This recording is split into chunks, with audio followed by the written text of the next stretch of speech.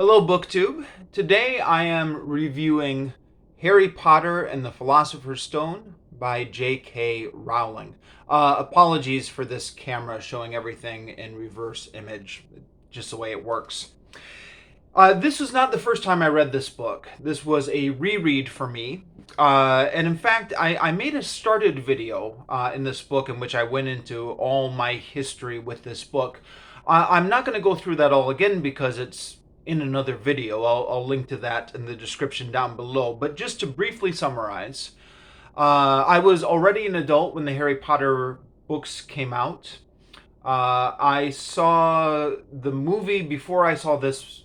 Sorry, I saw the movie before I read the book, at least for the first one. I did consume the book as an audiobook, which I know some people on BookTube think that's cheating, but that's how I read it the first time. And because I was living in Japan at the time, that was one of the few audiobooks I had with me. And so I listened to it actually several times from around 2005 to 2009. And I have decided to reread it just because my wife was reading it recently, and I have been on a project lately where I've been trying to keep up with her reading. So that's my background. This was not a book I needed to reread, to be quite honest. As I was going through it, some of these books that I've been rereading on this channel are books that I only vaguely remember from childhood. And when I reread them, I rediscover all sorts of things I'd long forgotten about. That was not the case with this.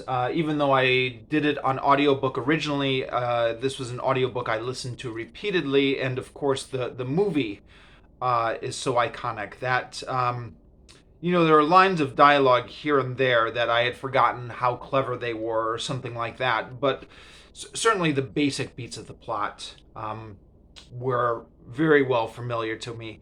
So I'm not sure this was the best use of my time to reread it, but having reread it, I'm going to try and give some thoughts on this. Now, this is the first book in the series, and I did my best.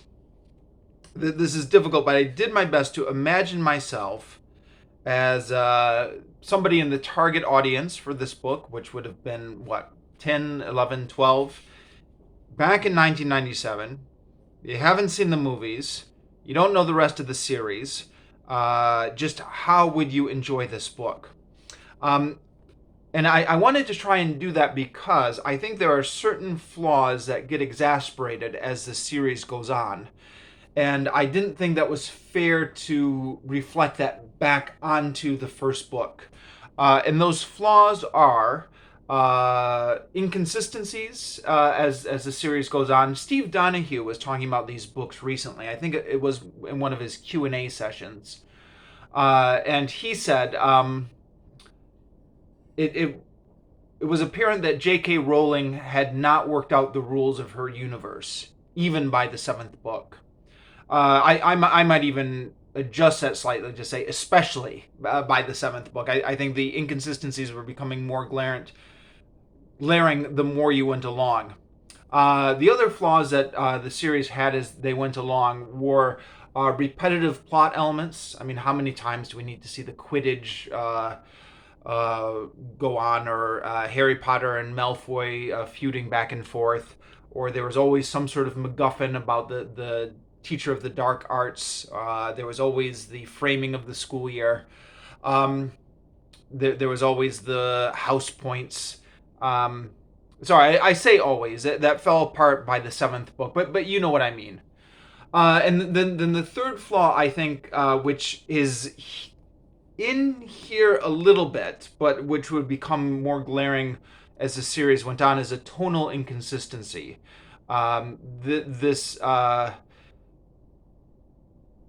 This what's the word I'm looking for? The series is not sure if it wants to go for kind of a epic fantasy type vibe, or if it wants to go for a comedic fantasy type vibe. And the dark beats of the epic fantasy and the more serious beats of the epic fantasy, I'm not sure jive well with the comedic and whimsical scenes. That's a problem that's in Nucleus here in the first book. I'll talk about specific examples. Although I should say that it's a little bit up in the air whether that last one is a fault. I mean, it's perhaps a fault maybe from a technical standpoint, but from a reader enjoyment standpoint, there can be something intriguing about tonal inconsistencies. It keeps you guessing, it keeps you on your toes a little bit, not quite sure what to expect from the author next. It can suck you in with offering a little bit of both worlds. So those are some things that I did my best to not focus on when I was going back to read this book, although I couldn't help myself. So maybe that will come into this story a little bit. So the book, if you remember, starts off with chapter 1, which is kind of like a prequel chapter. It's the Dursleys wondering why all these strange things are going on around them. And then it's Professor Dumbledore and McGonagall and Hagrid arriving to deliver the baby Harry Potter at the Dursleys' door. I believe that scene was shown in somewhat abbreviated form in the movie. But then the Harry Potter story proper doesn't kick off till chapter 2. And then the next 4 chapters are about Harry Potter with the Dursleys. Sorry, the next 3 chapters, up to chapter 5. And, oh, by the way, throughout this review, I'm going to assume that you've already read these books or you've already seen the movies. And if you've already seen the movies, in terms of familiarity with the story, it's essentially the same thing. Because they're so iconic and they're so ubiquitous. So I'm just going to jump right in and talk through the plot and spoilers and everything. So the chapters with the Dursleys, where Harry Potter is living this tormented life, stuck in the closet with the Dursleys as bullies, struck me as being right out of a Roald Dahl book. And in fact, the comparison is so obvious that I can't be the first person to make this comparison. Although I don't believe I've seen it in print anywhere. But it's just straight out of Roald Dahl. In particular, I'm thinking of the Wicked Ants and James and the Giant Peach, or the awful orphanage at the beginning of BFG, or Mrs. Trunchbull and Matilda. To a certain extent, Charlie and the Chocolate Factory. Charlie's parents are not tormenting him, but just this idea of a kid starting out in these miserable circumstances maybe will hold true as well. And along those lines, the Dursleys are not realistic characters. They are cartoonish, buffoonish characters. You do not expect any depth to be given to them, and no depth is given to them. And I don't think that's necessarily a flaw any more than that's a flaw in the Roald Dahl stories. It simply is the genre. It's what you expect when you go into a book like this. And I found that section very funny. In fact, I might get in a little bit of trouble for this, but I think J.K. Rowling, in those chapters, does a better job of Roald Dahl type stories than Roald Dahl does, if that makes sense. I think the setting is very Roald Dahl-esque, but it's funnier in J.K. Rowling. Things like being humorous or being funny or a good literature that works is a little bit difficult to put your finger on and dissect, but there's more of a scene setting in these Harry Potter books. We get more descriptions of the Dursleys and their lives, which makes it funnier. But it's also the Dursleys have a motivation, and this motivation is to just keep anything magic or extraordinary out of their lives. And they're so determined to do this. so that once you see this determination, it increases the humor when the extraordinary elements always do arrive, and then they get really frustrated, and they take it out on Harry, and Harry is indirectly responsible, as is hinted in the book, and then as we find out when Hagrid comes, that Harry is unconsciously bringing these magical elements. But of course, at the time, Harry doesn't realize what he's doing. Harry's just as confused about it as they are. So Harry's quite frustrated. And then the Dursleys get quite frustrated. And there are passages when Mr. Dursley is so angry he can't speak properly. So he just has to say, like, in closet now. And then when the letters start arriving, and Mr. Dursley goes through all these efforts to stop the letters arriving. This is a scene that is, like a lot of these scenes, is in the movie and brief, but is much expanded on in the book. I found that section really funny, and as I was rereading this, I was thinking to myself, no wonder these books became so popular with kids. This is just really fun storytelling. Now, at the end of chapter 4, Hagrid arrives, and then the focus of the book shifts, and they're going out into the wizard lands. But in my opinion, for the next 2 chapters, the whimsical element continues. They're going to Diagon Alley, and they're going to the Gringotts bank, the bank that's run by goblins, and it's all these mining carts zooming through the various vaults, and they are meeting all these strange creatures in the wizard land, and then continuing on to chapter 6, which is when Harry Potter's on the Hogwarts train. And these chapters are a lot of fun, and they're very silly. I was thinking maybe the general tone of these chapters, the early chapters about the wizarding world, or the running gag, maybe, if you will, was that nothing makes any logical sense. So the wizards are seemingly intentionally making their own lives as miserable as possible.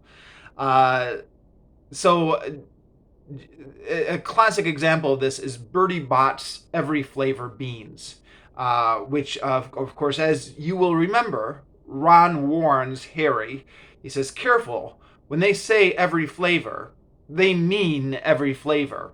And then he says his older brother apparently got a bogey-flavored one once. Dumbledore later says he had a vomit-flavored one in his youth, and then tries it again and gets an earwax-flavored one. So you've got vomit, bogey, and earwax as examples of these every-flavored beans. And obviously, if you were to attempt to dissect this book logically, you would say, well, this doesn't make any logical sense. There's no reason why any company would produce every flavored beans, or there's no reason why anyone would buy every flavored beans, especially because in the free marketplace, you can easily imagine another wizarding company making jelly beans that say delicious flavors only. And those would be right on the shelves next to every flavored bean. I mean, it doesn't make any logical sense of, like, why would they do this? Why would they buy it? Why is this company still in business, etc.? It's just a gag about every flavored beans, and that gag is just pushed as far as it can go. And that's true. That general principle is true with a lot of the wizarding world, where the wizards are just constantly made miserable by all these strange things that they put up with that are just part of their world, which you would think could be easily rectified, but that's just the silly world that they choose to live in. Nothing makes logical sense, but it's all part of the fun. But if we were going to nitpick this book, then The other element in these books is this epic kind of Tolkien-esque high fantasy, the epic struggle between good versus evil, Voldemort and his evil wizards and witches versus Harry Potter and his friends on the side of good, which I think it can be a little bit difficult to take the to take the epic battle between Voldemort and Harry seriously when we've already absorbed the fact that this is just a silly world in which everything is silly and nothing makes sense. And again, this is a problem that will get more pronounced in the later books, so that we get to like books 6 and 7, where the tone is much darker. It's a little bit difficult to look back from book 6 and 7 to book 1 and say, well, how do we go from here to here? And I know this was intentional on J.K. Rowling's part. She wanted each book to get more progressively serious. And maybe that works in terms of the tone of the books gradually changing. But if you were to consider the universe as a whole, I'm not sure it works as well. That problem is an embryo here, where we do get the more serious chapters with the battle between Harry and what is, I guess, Voldemort's spirit, which has attached itself to the back of Quirrell's head. But it's only an embryo here.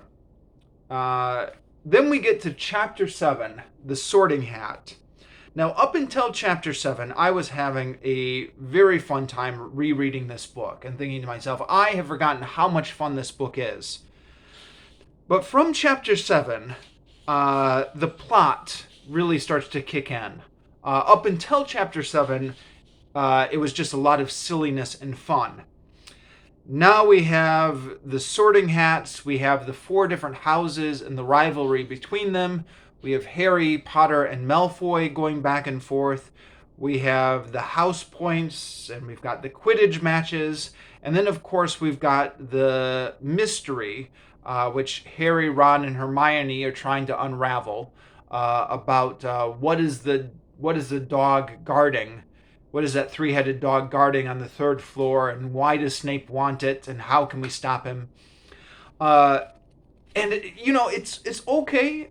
And I imagine, especially for the target audience of this book, 10, 11, 12-year-olds, it was an interesting little mystery. I found myself getting bored with all these more plot-heavy stuff. There still is some whimsy and some silliness interjected here and there. Like something that comes up a little bit later in the book is wizarding chess. So we take a break from the plot to talk about wizarding chess. So it's similar to regular chess, except the pieces have minds of their own and will shout advice. So it talks about how Ron has a really old set, and it's really old and battered, but the pieces trust him because they've known him for so long. Whereas Harry is borrowing Seamus's what's Seamus's name? Seamus Finn set, which is a bunch of new pieces that don't trust Harry at all and are shouting advice to him. And you get those little pieces. The ghosts in Hogwarts, the portraits leaving their own portrait to have visits with another portrait. Those elements are definitely in there. But the central MacGuffin of the mystery and the various plot points are heavier here, and I still found it very readable, but it was something, I don't know, up until page 120, I was really enjoying this. Increasingly, I found I had to force my way through it as I got towards the end of it. And it was still a very easy read, but it was something I picked up more of obligation. Like, okay, I am gonna finish this book, but all that being said, perhaps part of the reason that the plot elements bored me is because I already knew the plot. So if I had been picking up this book for the first time and I hadn't seen the movie and I didn't know anything, maybe I would have been more hooked on the mystery. Maybe I would have been more invested in Quidditch and all that type of stuff. I do remember when I first saw the movie way back in, I believe it was 2002. I saw it on VHS. I do remember being surprised by the ending.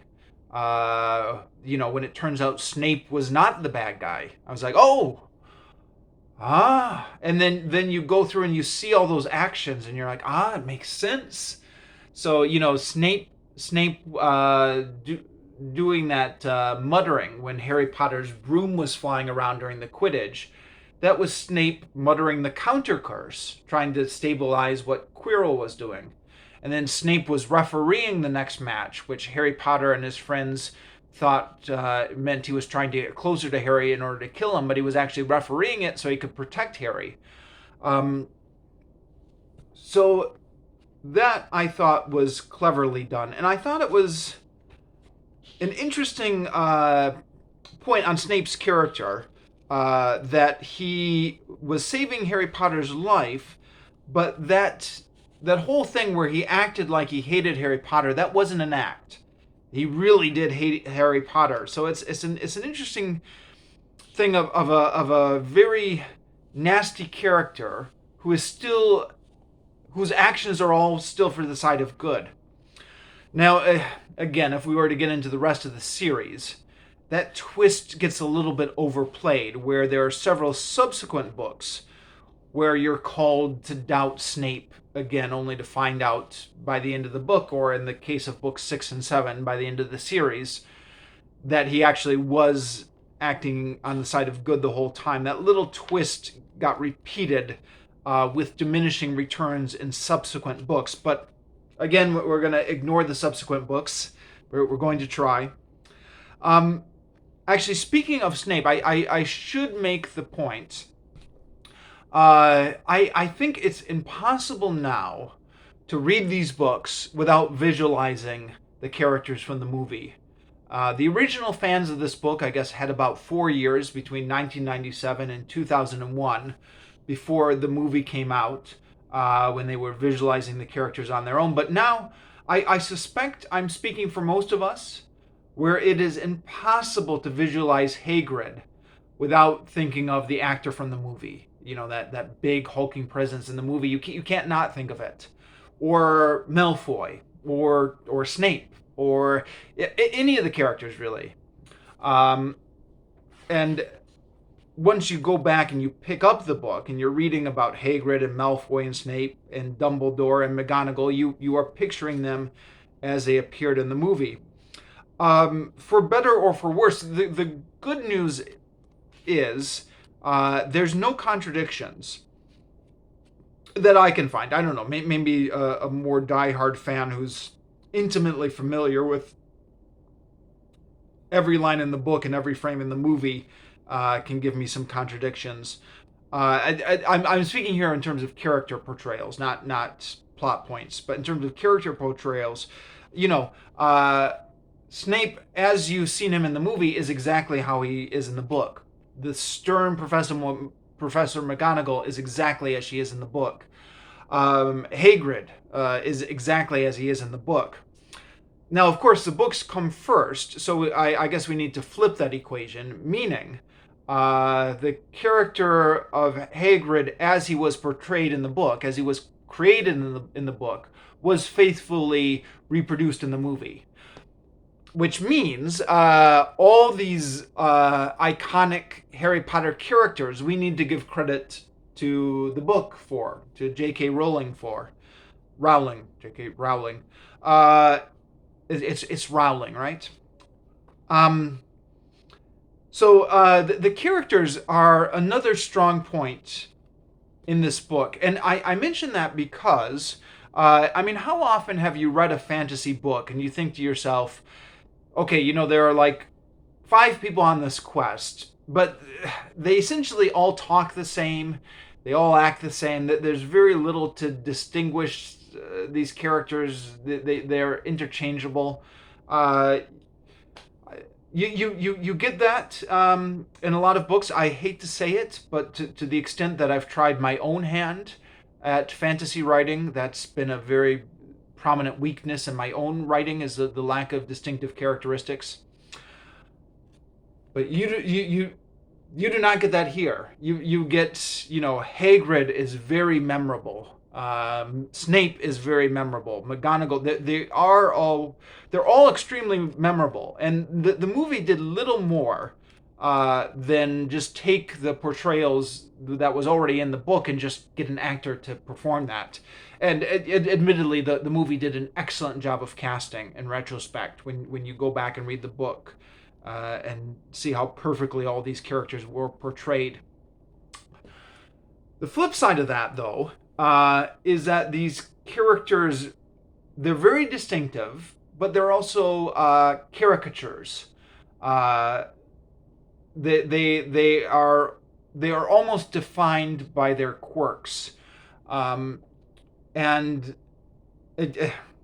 well, again, I said I wasn't going to criticize the whole series, but I think it is worth saying that a lot of these characters really don't grow or change much over the course of the 7 books.